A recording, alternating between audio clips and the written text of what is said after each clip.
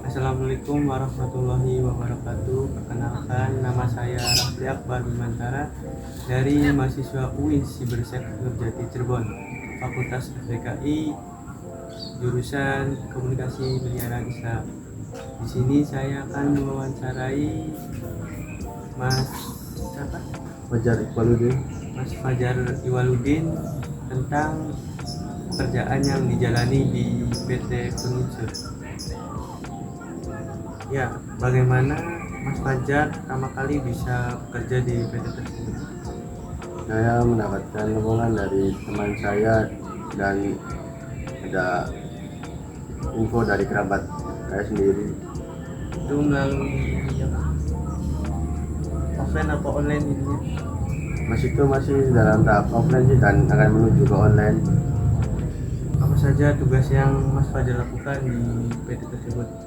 Tugasnya seperti biasa ketika pagi menyiapkan barang-barang untuk saya kerjakan dan setelah selesai saya rapikan kembali.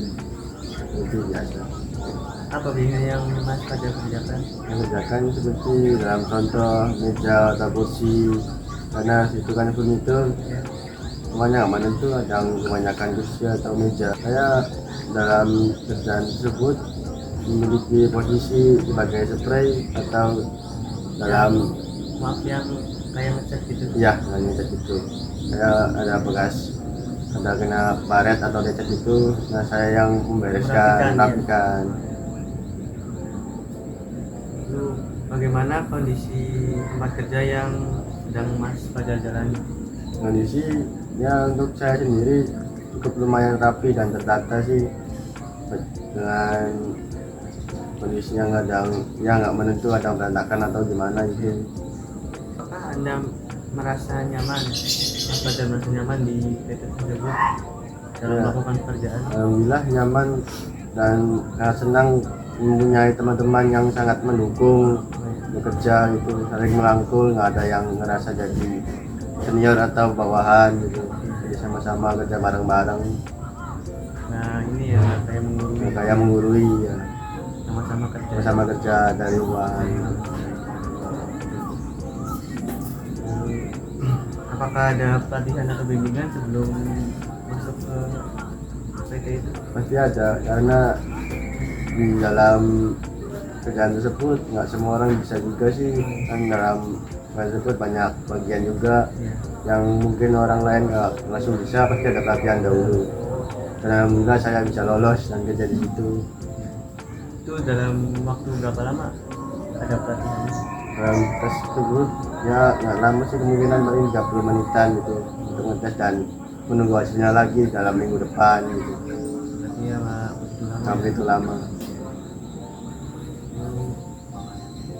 Apa yang Mas Fajar nggak suka dari pekerjaan tersebut? Yang saya nggak suka itu ketika ada dadakan atau gimana, ada dadakan lembur gitu, nggak sesuai info lembur gitu, nggak sesuai jam awal.